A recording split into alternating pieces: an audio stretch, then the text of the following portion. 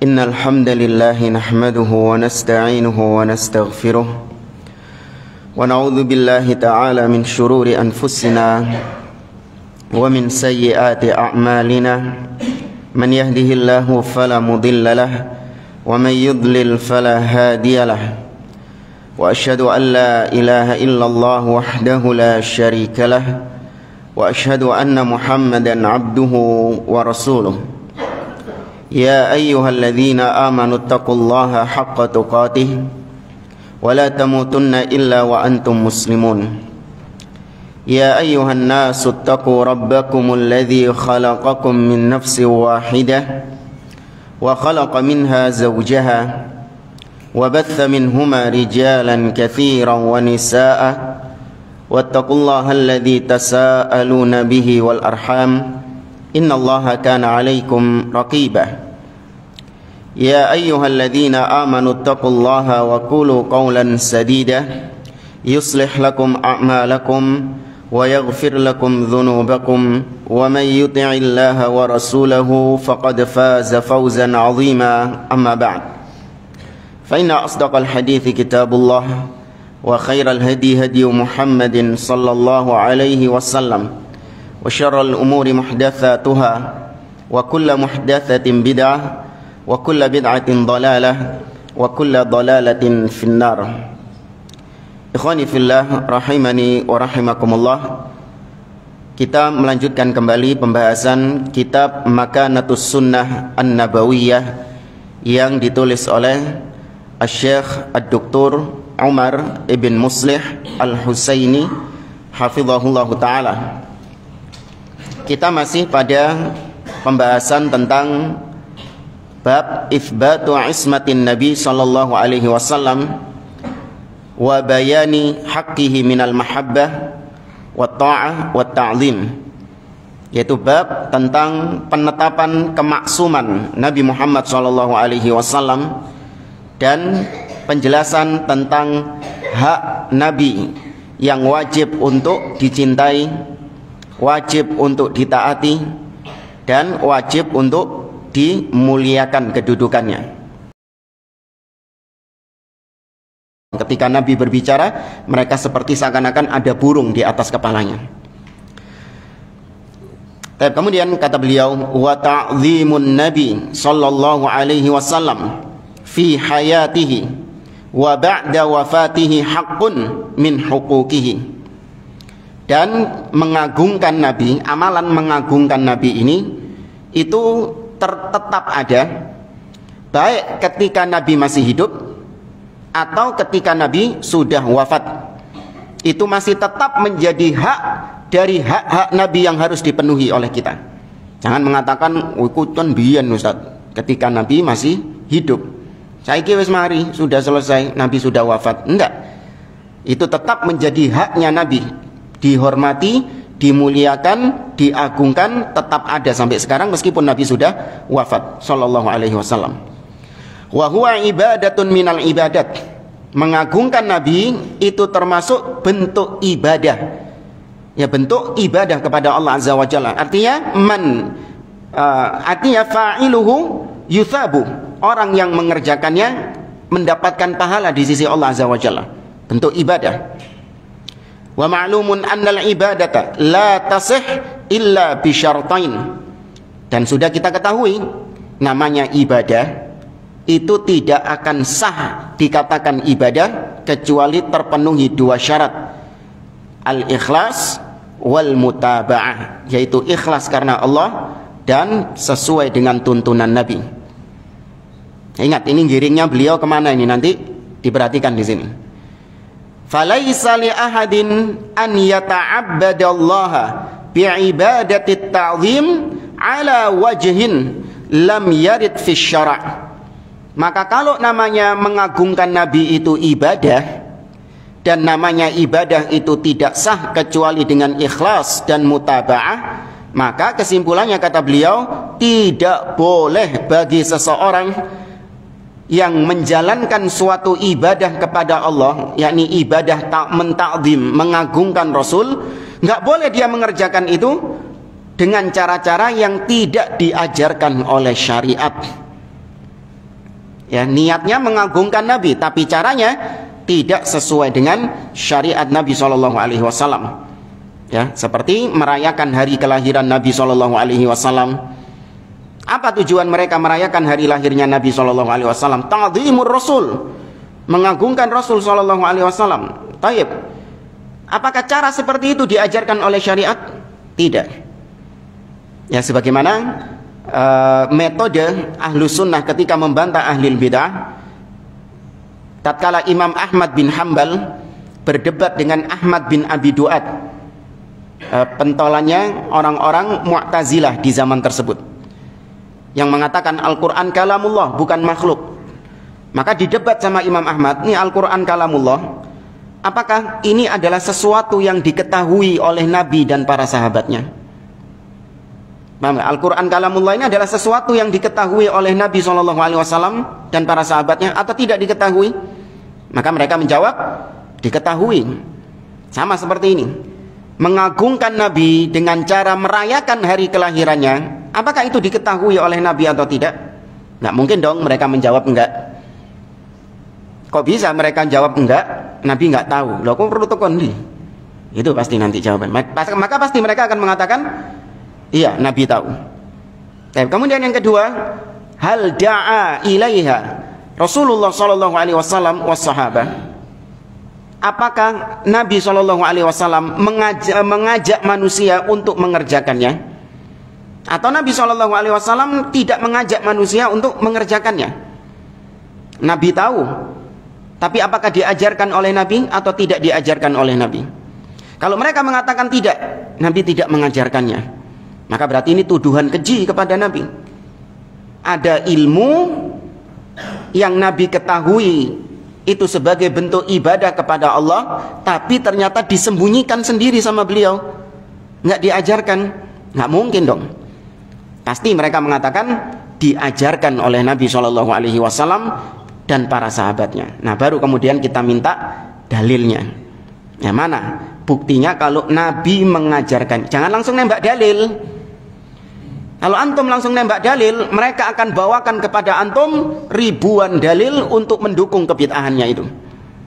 Allah Azza wa Jalla berfirman, "Wa ma arsalnaka illa rahmatan lil alamin."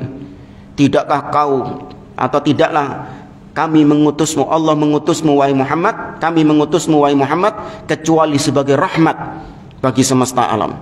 Tuh, Nabi itu rahmat. Iya, terus kenapa? Iya, dalam ayat yang lain Allah mengatakan, "Qul bi fadlillahi wa bi rahmatihi fabidzalika falyafrahu huwa khairun mimma yajma'un." Katakan, dengan karunia dari Allah dan dengan rahmat dari Allah, hendaklah kalian bergembira dengan itu. Tuh, ini kita bergembira dengan rahmat Allah, dan rahmat Allah itu adalah siapa?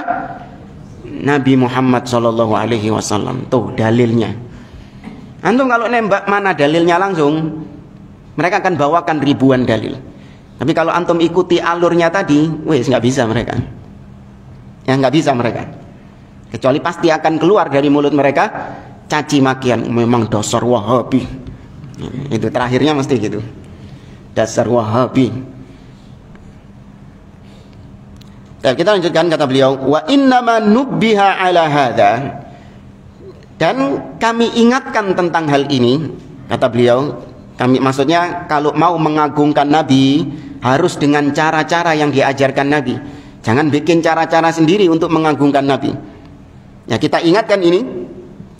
5, ahdatsahu ba'dun nas fi hadzal janib.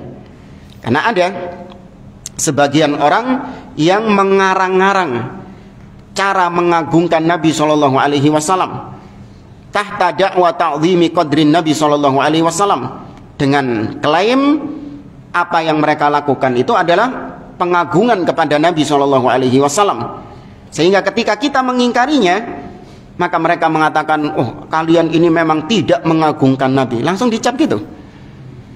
Ya, ketika kita mengingkari cara mereka ketika mengagungkan Nabi, maka kita pun langsung dicap orang-orang yang tidak mengagungkan Nabi SAW. Ketika mereka bersolawat dengan solawat-solawat yang bid'ah, bahkan menjurus kepada syirik kepada Allah Subhanahu wa ta'ala, kita ingkari solawat tersebut. Maka apa kata mereka? dasar kalian adalah kaum yang anti solawat. Nah, kalian adalah orang-orang yang anti solawat. Nah, gimana nggak anti solawat? Allah Azza wa Jalla memerintahkan, innallaha wa malaikatahu yusalluna 'alan nabi ya ayyuhalladzina amanu sallu 'alaihi wa sallimu taslima. Dan ini kata para ulama, Allah ketika memerintahkan suatu perintah kepada hamba-hambanya, Allah nggak pernah mengerjakan perintahnya itu. Coba antum cek ketika Allah perintahkan salat, wa aqimus shalah. Apakah Allah melaksanakan salat? Hah? Allah salat enggak? Bahaya. Ketika Allah memerintahkan zakat, apakah Allah mengeluarkan zakat? Enggak. Perintah apapun yang Allah perintahkan kepada hamba-hambanya, Allah tidak mengerjakannya, kecuali as-salatu 'alan nabi, kecuali salawat kepada Nabi SAW, Allah mengerjakannya. Bahkan Allah awali dulu sebelum perintahkan kepada manusia. Innallaha wa malaikatahu yusalluna 'alan nabi. Allah dan para malaikat bersolawat kepada Nabi. Baru Allah perintahkan, ya ayyuhalladzina amanu sallu, wahai orang-orang yang beriman, bersolawatlah kalian. Ya. Karena ada sebagian orang yang mengklaim mentakzim, melakukan takzim, mengagungkan Nabi SAW mimma laisa lahu aslun fid din, dengan apa-apa yang tidak ada dasarnya di dalam agama. Wa ta'dhimuhu sallallahu alaihi wasallam ba'da wafatihi yakunu bil qalbi wa bil lisani wa bil jawarih. Dan mengagungkan Nabi sallallahu alaihi wasallam setelah wafatnya beliau itu dengan hati, dengan lisan, dan juga dengan perbuatan anggota badan. Ya, mengagungkan Nabi dengan 3 cara ini. Rinciannya kata beliau, amma ta'dhimuhu bil qalbi, adapun mengagungkan Nabi dengan hati, fa'tiqadun annahu abdullahi wa rasuluh, yaitu meyakini bahwa Nabi SAW adalah hamba Allah sekaligus utusan Allah. Itu harus ada akidah seperti itu dalam diri. Jangan cuma satu tok, Nabi itu Rasulullah, wis selesai. Enggak. Karena Nabi juga Abdullah, hamba Allah juga. Sebagaimana Allah sering menyebut Nabi dengan kalimat hamba. Subhanalladzi asra bi 'abdihi lailan minal masjidil haram ilal masjidil aqsa. Allah menyebut Nabi dengan abduhu, hambanya.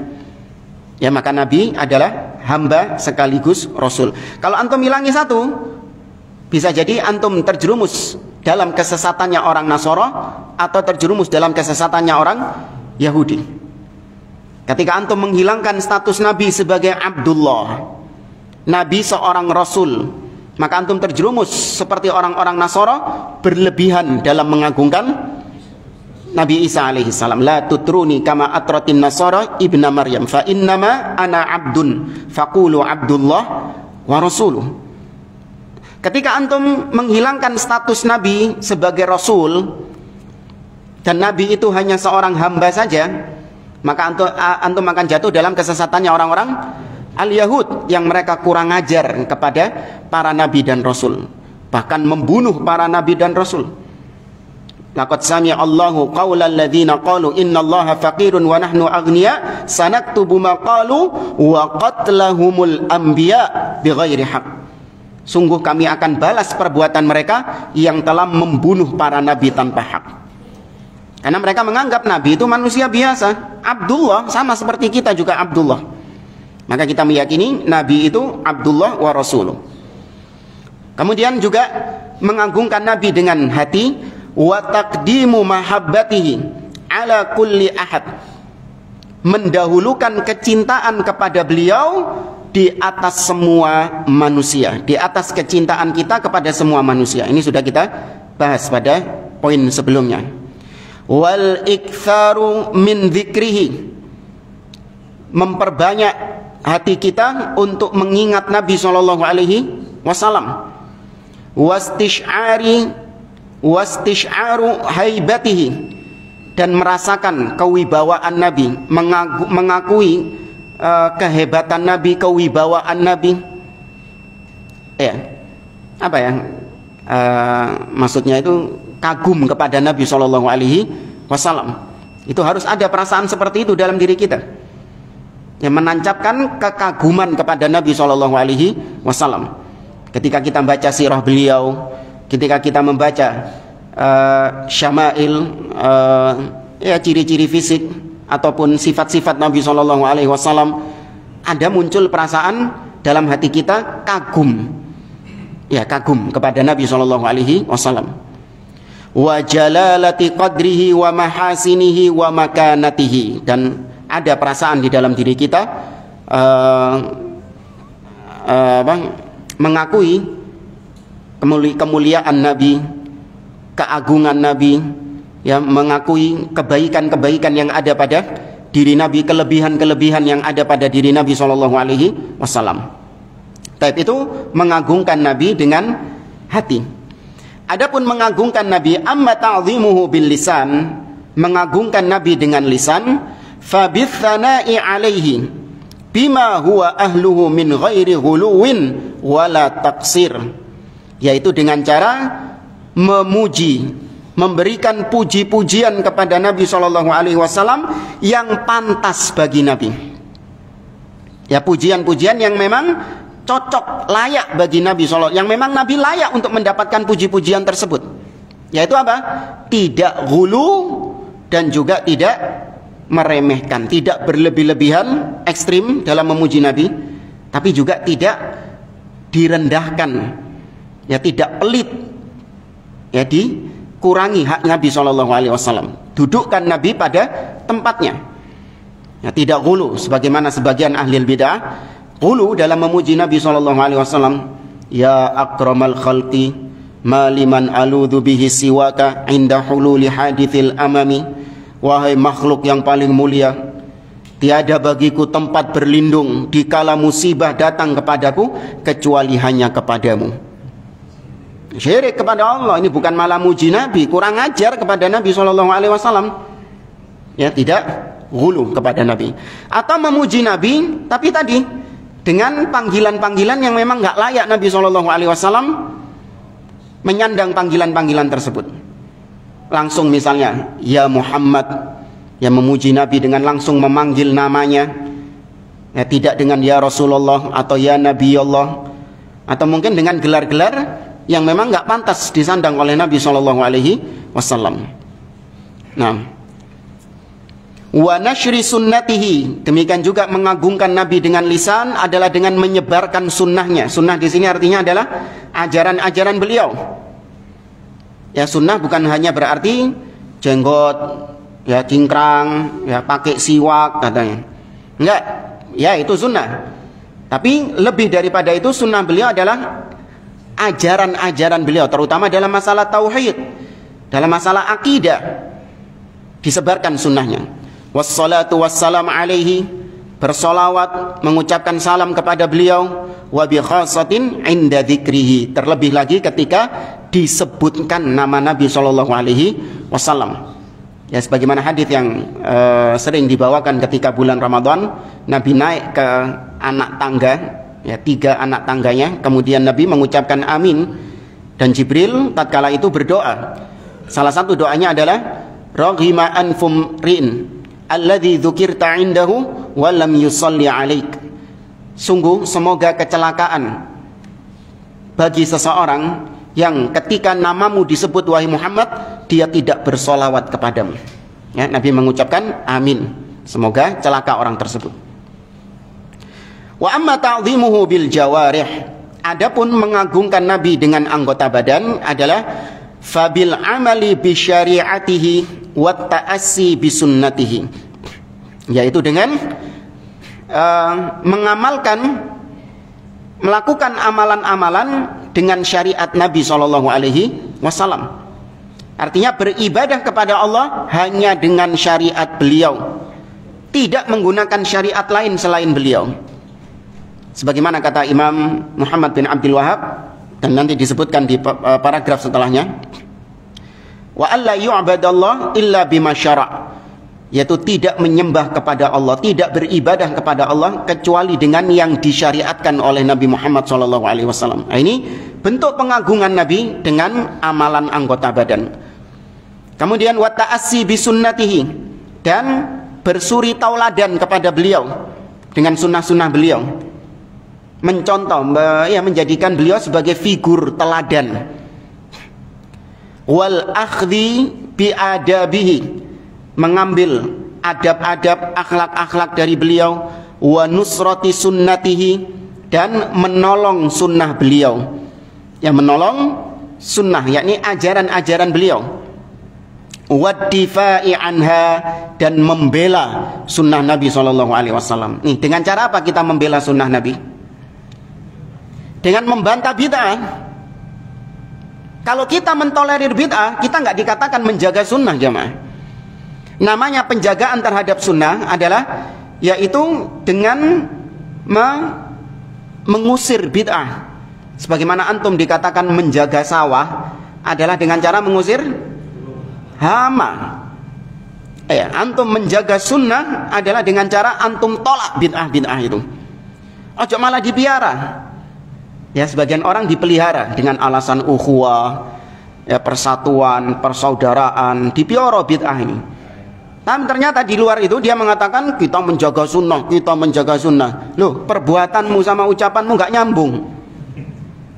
Ya, lisanmu mengatakan kita menjaga sunnah, tapi ternyata bid'ah kau pelihara. Harusnya kalau kau jujur, sunnah itu dijaga, konsekuensinya kau tolak bid'ah itu. Kau bantah syubhatnya ahli bid'ah tersebut. Itu konsekuensinya ad-difa' anis sunnah, menjaga sunnah Nabi SAW. Wabil jumlah fatta'dhimun nafi' huwa, maka kesimpulannya pengagungan kepada Nabi yang bermanfaat adalah, ini ucapan Syekh Muhammad bin Abdul Wahab dalam kitabnya. Ada yang tahu? Atau belum saya bacakan sih? Baik. Kata beliau, tasdiquhu fima akhbar, membenarkan beliau dari apa-apa yang beliau kabarkan. Wa ta'atuhu fima amar, mentaati beliau apa-apa yang beliau perintahkan. Wa tarki ma naha anhu wa zajar, wa tarku ma naha anhu wa zajar, dan meninggalkan, menjauhkan diri dari apa-apa yang beliau larang. Wa alla yu'badallahu illa bima syara', dan tidak boleh beribadah kepada Allah kecuali dengan apa yang disyariatkan oleh beliau. Ucapan siapa ini? Syekh Muhammad bin Abdul Wahab dalam kitabnya Al-Usul Ats-Tsalatsa. Ya, di antara bentuk syahadah Muhammadun Rasulullah, konsekuensi dari syahadah Muhammadun Rasulullah adalah tasdiquhu fima akhbar, membenarkan apapun yang dikabarkan oleh Nabi. Masuk akal, tidak masuk akal, kalau itu sahih dari Nabi SAW harus dibenarkan.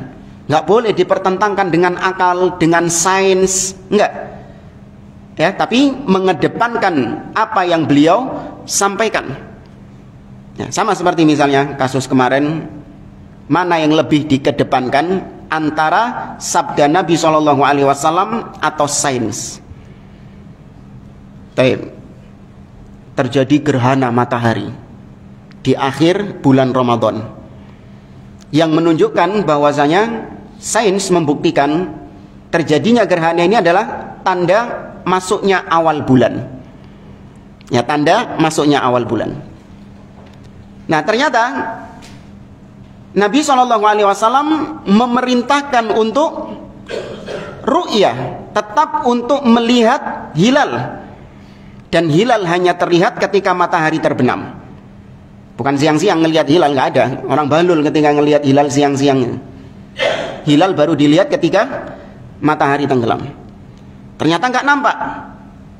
Maka apakah yang lebih dikedepankan? Apa yang lebih dikedepankan? Sains yang mengatakan bahwa gerhana menjadi tanda awal masuknya bulan, atau sabda Nabi SAW yang mengatakan bahwa masuknya awal bulan harus dengan melihat hilal setelah terbenamnya matahari? Mana yang lebih didahulukan? Sains atau dalil? Ad-dalil. Ya, tetap harus dalil yang lebih didahulukan daripada sains. Ya jamaah, sains itu penemuannya siapa sih? Manusia, makhluk. Bisa berubah-berubah nggak sains itu antara satu zaman dengan zaman yang lain? Berapa banyak sains seperti itu? Berubah-ubah dari satu zaman ke zaman yang lain, berubah lagi sainsnya, berubah lagi. Artinya sesuatu yang tidak qat'i, nggak pasti. Kenapa yang ini lebih dipegang, sedangkan sabda Nabi SAW adalah wahyu, informasi yang datang dari Allah Azza wa Jalla? Kenapa kok ragu? Kok lebih percaya dengan sains daripada wahyu? Maka Ahlus Sunnah enggak, harus lebih mengedepankan dalil daripada sains. Ya, apa yang dilihat, apa yang kita dengar, itu terkadang enggak sesuai dengan realita. Beda dengan apa yang Allah firmankan dan Nabi sabdakan, itu pasti sesuai dengan realita. Ya. Maka membenarkan apapun yang diucapkan oleh beliau tidak boleh dipertentangkan dengan akal. Wa ta'atuhu fima amar, dan mentaati beliau apa-apa yang beliau perintahkan. Ada perintah yang wajib dan ada perintah yang mandub atau sunnah. Dan meninggalkan apa-apa yang beliau larang. Ada yang makruh dan ada yang haram. Dan tidak boleh beribadah kepada Allah kecuali dengan apa-apa yang disyariatkan oleh Nabi SAW. Berarti kalau di luar syariat Nabi, itu bukan dikatakan ibadah kepada Allah Subhanahu wa ta'ala.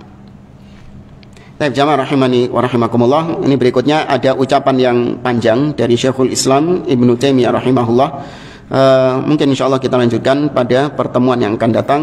Wallahu taala a'lam. Aqulu qouli hadza wa sallallahu ala nabiyyina Muhammad wa ala alihi wa sahbihi ajma'in. Wa akhiru da'wana alhamdulillahi rabbil alamin. Wassalamu alaikum warahmatullahi wabarakatuh.